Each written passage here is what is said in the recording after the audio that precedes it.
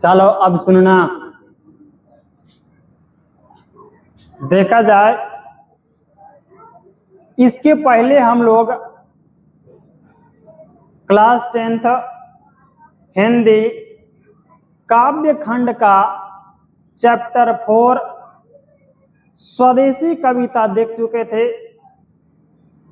और अब हम लोग देखते हैं चैप्टर 5 भारत माता, जिसके कवि हैं सुमित्रा नंदन पंत जी। और आज हम लोग इस चैप्टर का लेखक परिचय देखेंगे और लेखक परिचय के बाद हम लोग फिर चलेंगे इसके व्याख्या में और व्याख्या के बाद देखेंगे हम लोग इसके प्रश्न उत्तर। तो सबसे पहले देखते हैं इसके लेखक परिचय में क्या कहता है। तो देखते हैं सबसे पहले क्या कहता है कि भारत माता शीर्षक पाठ कैसी रचना है। तो भारत माता शीर्षक पाठ जो है यह एक प्रकार की कविता है। आगे देखा जाएगा कहता है भारत माता शीर्षक कविता के कवि कौन थे। तो भारत माता शीर्षक कविता के कवि सुमित्रा नंदन पंत जी हैं। आगे कहता है क्या, कहता है सुमित्रा नंदन पंत जी का जन्म कब हुआ था। तो इनका जन्म हुआ था सन 1900 ईस्वी में। उसके बाद कहता है कि सुमित्रा नंदन पंत जी का जन्म कहाँ हुआ था। तो इनका जन्म अल्मोड़ा जिले के रमणीय स्थल कौसानी उत्तरांचल में इनका जन्म हुआ था।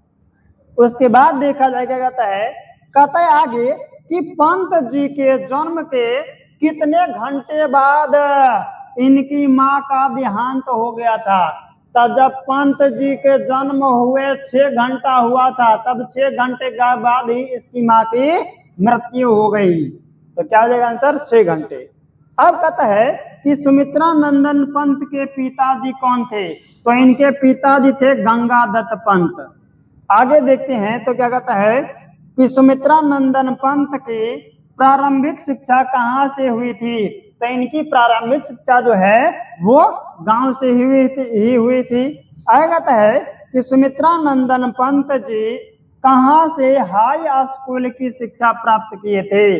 तो ये हाई स्कूल की शिक्षा प्राप्त किए थे बनारस यूपी से, बनारस उत्तर प्रदेश से इन्होंने हाई स्कूल की शिक्षा प्राप्त किया था।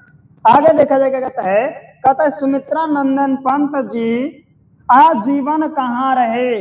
तो ये आजीवन रहे इलाहाबाद उत्तर प्रदेश में। इन्होंने आजीवन इलाहाबाद उत्तर प्रदेश में ये आजीवन रहे, ये हमेशा तक रहे। उसके बाद क्या कहता है पंत जी प्रवृत्ति से कैसे थे। तो ये प्रवृत्ति से छायावादी थे। अब देखा जाएगा कहता है पंत जी का विचार कैसा था। तो ये एक उदार मानवतावादी विचार के थे। कौन, तो पंत जी जो है उदार मानवतावादी विचार के थे।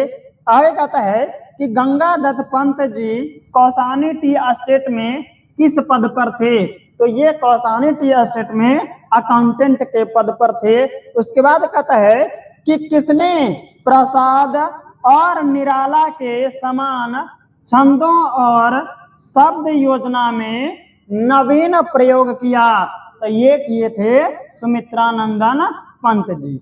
अब देखा जाए क्या कहता है मानवतावादी कवि कौन थे। तो मानवतावादी कवि थे सुमित्रा नंदन पंत जी। उसके बाद क्या कहता है कि समाजवाद से पंत जी किस ओर प्रवृत्त हुए।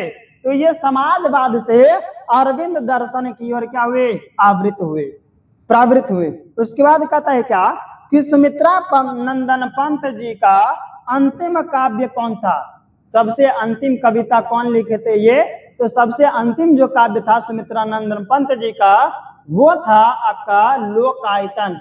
उसके बाद क्या कहता है कि सुमित्रा नंदन पंत जी को चिदंबरा नामक काव्य पर पंत को कौन सा पुरस्कार प्राप्त हुआ था।